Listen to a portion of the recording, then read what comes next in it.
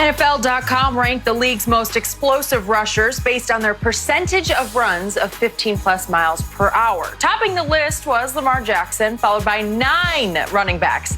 One glaring omission from the top 10 was Cowboys running back Ezekiel Elliott. First of all, wow, Lamar, but Shannon, how do you explain this Zeke off the list? Because I've really never looked at Zeke as an explosive running back, Skip. I think the thing is for you is that you haven't gotten over what you saw when he was at Ohio State, and especially what he did in the sophomore year over those last 4 games. You fell in love then, and you've been smitten with Zeke Elliott and his running style ever since then. Skip, there have been very few backs in NFL history that could wear you down, carry the ball 25, 30 times, put their foot in the dirt, and go 80-plus. The only ones that's off the top of my head is Adrian Peterson and Eric Dickerson. I'm talking about bell cow backs. Carry it 25, 30 times, and then boom, they can go 60 yards. Well, Skip, OJ really wasn't a bell cow back. OJ was a slipper and slider.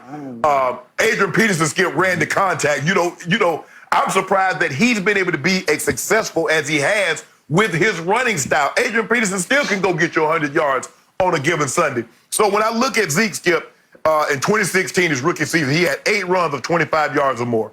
In 2017, it was 4. But remember, Skip, he missed, 6 games? Okay, so they might have been the same thing.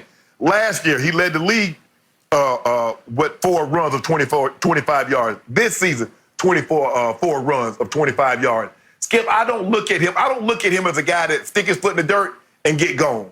Like Saquon. See, you talk about Saquon because Saquon, he 1 yard, he's 2 yards, he's 55. But you want that from Zeke. Yeah. Zeke is a pound guy, 3 yards here, 4 yards there, 2 yards, 10 yards, 1 yard. That's what he is. He's not that guy, Skip, that'll stick his foot in the dirt and can hit his head on the goalpost. And so for me, Skip, when I look at Zeke, I look at him as a bell cow back. He's sturdy. He's just going to wear you down. But if you're expecting to see the Zeke that you saw at Ohio State this sophomore season, especially over those last 4 games, Skip, that guy ain't coming back. It's over. That guy is not coming back. Shannon, he ran 4.47 at the combine. He goes 225. Mm-hmm. He was, I thought, Eric Dickerson, or at least a reasonable facsimile. I thought OJ was more of a bell cow back because he was the first to ever go in 14 games over 2,000 yards. Yeah. But OJ was 225 and could run, I don't know what he ever timed, but he was 4.4, might even been 4.3. Eric Dickerson ran in the 4.2s, I believe. Yeah, there you go. So, again, were Eric and OJ at their peak faster than Zeke? Yes, they were. They're all they're in the ballpark of the same size as far as weight goes. Mm-hmm. They're built differently. Both OJ and Eric are built taller and longer than Zeke, who's a little stouter. But the point is, I saw Burst his rookie year, even though he only played, 8 games his second year. I saw flashes of dash. I saw home run hitter. I saw a guy in his first 2 NFL seasons, Shannon, who would have been at or at least near the top of this list if it had been made at those points in his career. It horrifies me to say, as I told you, and again, I first guessed this, I'm not 20/20 hindsight. I didn't see it last year the way I saw it before. My line to you constantly, my refrain on this show was, he looks like he's still running in Cabo San because he was training down in Cabo San Lucas. And obviously he came back and Jerry Jones caved in and gave him his $90 million.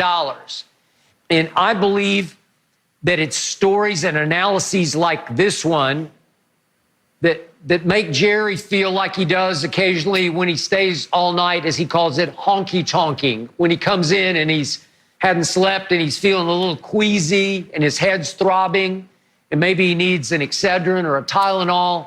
And that's how this is making him feel because Zeke just wasn't quite right. and my stats are a little different than ones you use, but I'll go two different areas.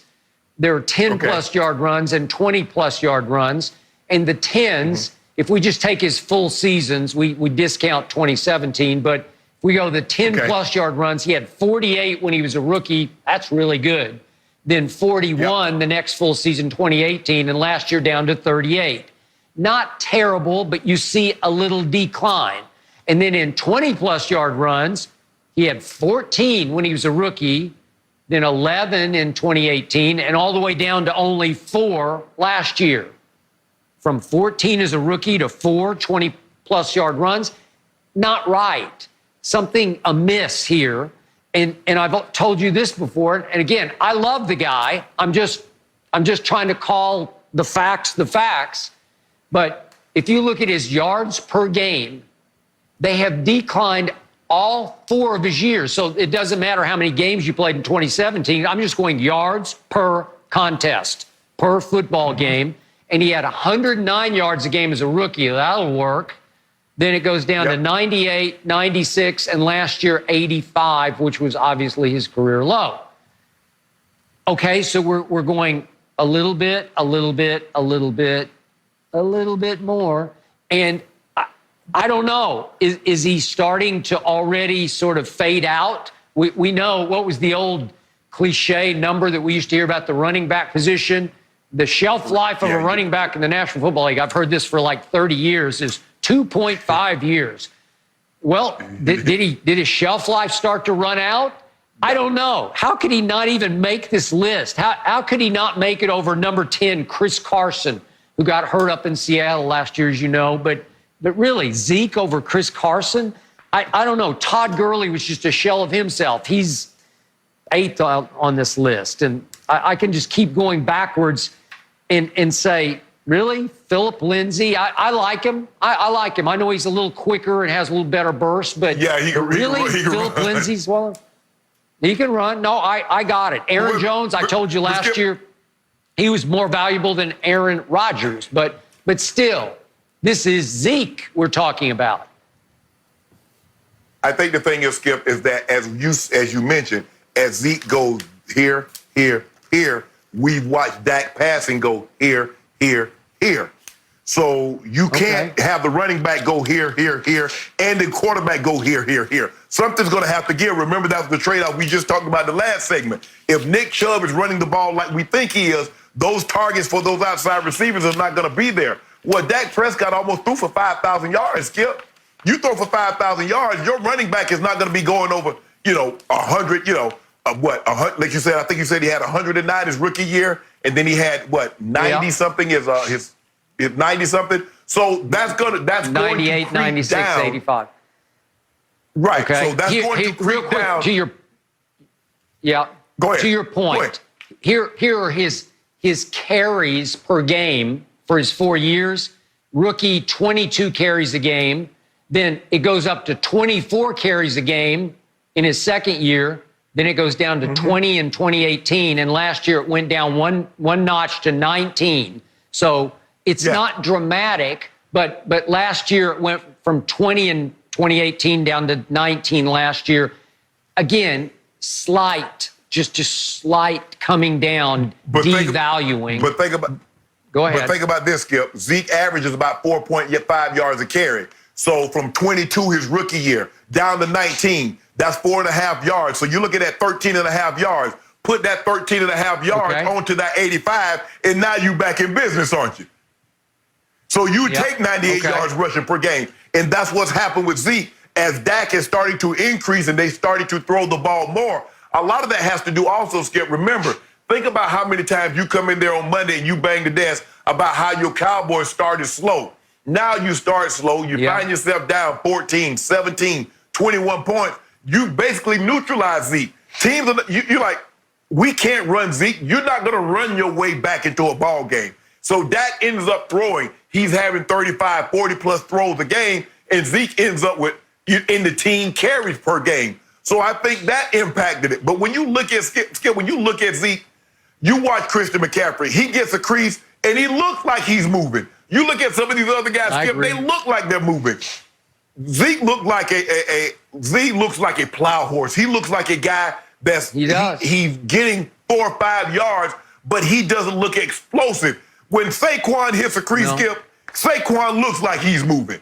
And some of these other guys, well, Lamar Jackson Skip. I don't even know why they put Lamar in there, because Lamar is on another level right now as far as generating speed. But he's But he's a ball carrier. Yeah. Go ahead. Yes. Yeah. Well, the point is, I want everybody to understand. Yeah, these are, when we're talking about explosive, this list is only of people who carry the football. It's not about the receivers. Right. So we're just talking about running backs, and they're considering Lamar, a part-time running back, because obviously he does carry it some. So that's why he's number 1 on the list. But Shannon, what was my most tormenting stat last year that I gave you a couple of times? Speaking of bell cow back, remember on first down last year, Zeke had the 2nd most carries in the league on first down. Because again and again, they said, okay, let's establish our bell cow. And yet, his yards per attempt on first down ranked 18th. Okay, so you got the 2nd most carries, but the 18th worst yards per carry on first down. Well, you know what was happening? 1 yard, 0 yards, -1. 1 yard, 0, -1. It just kept going like that. And I kept, like pulling my hair out.